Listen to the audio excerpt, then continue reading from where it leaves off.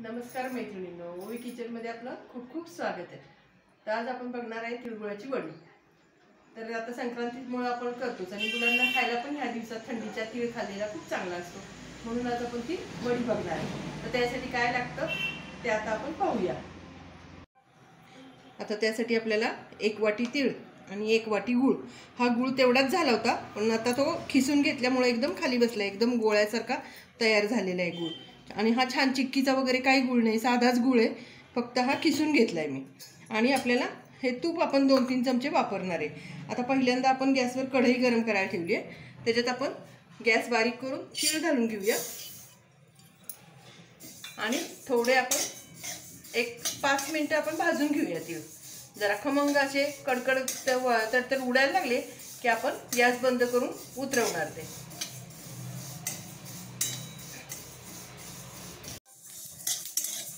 आता आपले तीळ छान भाजत आलेत, एक गुलाबी पण झालेत आणि तडतड उडायला लागलेत। आता हे आपण काढून घेणार आणि भाजल्यामुळे काय होतं, चिक्की आपली खुसखुशीत होती। म्हणून आता आपण गॅस बंद करून हे काढून घेऊया आणि लगेच या गरमच कढईमध्ये आपण तूप घालणार। 1 चमचाभर आपण तूप घालणार आणि या तुपातच आपण पाक करून घेणार आहे गुळाचा।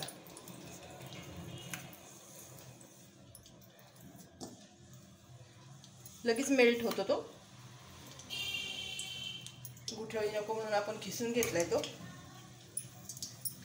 हलवायचा तो बारीक गॅसवरच आणि छान त्याचा पाक होईपर्यंत फसफसून आला। आपण अगदी ते हे करत बसणार नाहीये, चांगला गुळ फसफसला एकदम वितळल्यावर की मग आपण त्यात गुळ घालणार आहे। कढई गरम आहे त्यामुळे पटकन आपलं गुळ वितळणार आहे। आता त्यात थंडीच्या दिवसात असे पदार्थ, चिक्की, तिळाची वडी पण बऱ्याच प्रकारे आपल्याला करता येते। दाण्याचा कूट वापरून आपण करू शकतो, खोबरं वापरून करू शकतो। ही आपण नुसती अखंड तिळाची वडी करणार आहे।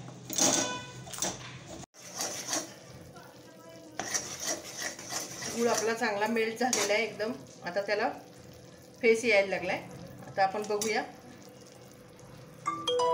व्यवस्थित झालंय, असंच पाहिजे आपल्याला, जास्त पण कडक करायचं नाहीये। आता याच्यात आपण तीळ घालून घेऊया।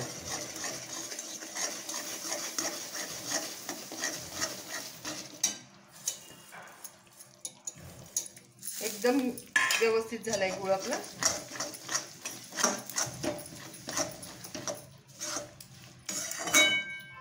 ह्याच्यात तुम्ही दाण्याचा कूट घातला तरी चालतो, या प्रमाणातच अर्धी वाटी घातला तरी चालतो, त्याने काही बिघडत नाही। जरा वडी ठुसठुशीत होती, ती अशी एकदम पातळ नाही लाटता येत आपल्याला। ही आपल्याला जरा गार झाल्यावर पातळ लाटता येते आपल्याला, म्हणून आपण असा करून घेतलाय।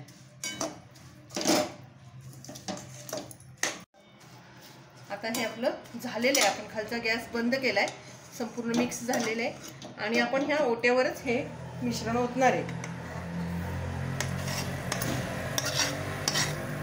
आणि याच्यावरच आपण वडी थापणार आहे। त्याला लाटून पण घेतली तरी चालती आणि थापली तरी चालते। आपला ओटा स्वच्छ पुसून वगैरे घेतलेला आहे, त्यामुळे ह्याच्यावरच आपण अशी थापून घेणार। जरा पहिली हाताने पसरून घ्यायची आहे ना अशी,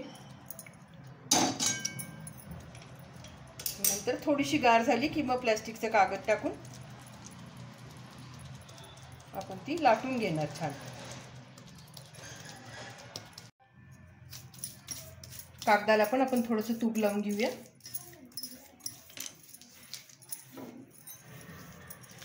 आणि याच्यावरती हे टाकून घेऊया।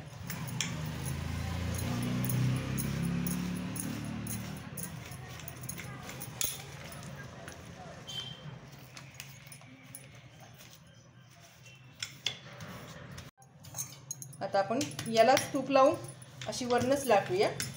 कागद जरा आपला पाघळायला लागला म्हणून आपण लाटण्याने स्वतःही लाटून घेऊया।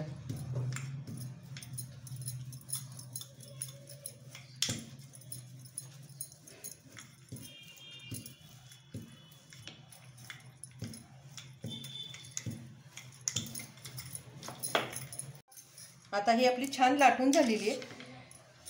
आपण नुसतं डायरेक्टच लाटली अशी उलटण्याने। आणि आता हे थोडंसं कोमट आहे, तोपर्यंतच आपण याला रेगा मारून घ्यायच्या, म्हणजे आपल्याला हव्या तशा वड्या पाडता येतात। नुसत्यावरनं अशा रेगा ओढायच्या म्हणजे ती तुटताना पण एकसारखी तुटती, म्हणजे वाकडी तिकडी नाही निघत। अशा रेगा नुसत्या मारून घ्यायच्या।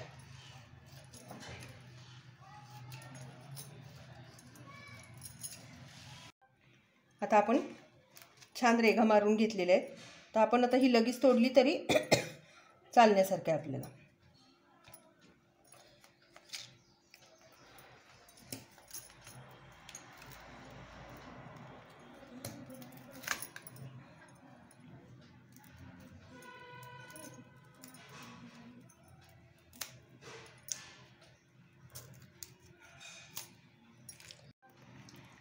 जिथे रेखा मारल्यात आपण तिथं अशा वड्या कट करून घ्यायच्या आपल्याला लगेच।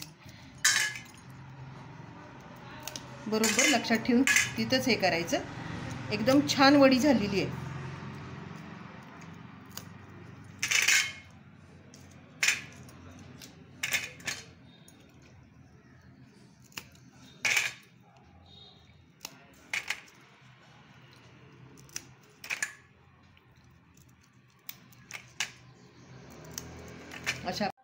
अशी आपली छान वडी तयार झालेली आहे, एकदम फुटकुटीत झालेली आहे, एकदम कडक अशी क्रंची झालेली आहे। तर त्यामुळे तुम्ही नक्की हा व्हिडिओ पूर्ण बघा। अशी आपली एकदम सुंदर वडी तयार झालेली आहे, तर तुम्ही हा व्हिडिओ पूर्ण बघा। लाईक करा, शेअर करा, सबस्क्राईब करा आणि ओवी किचन पाहत राहा। तोपर्यंत धन्यवाद।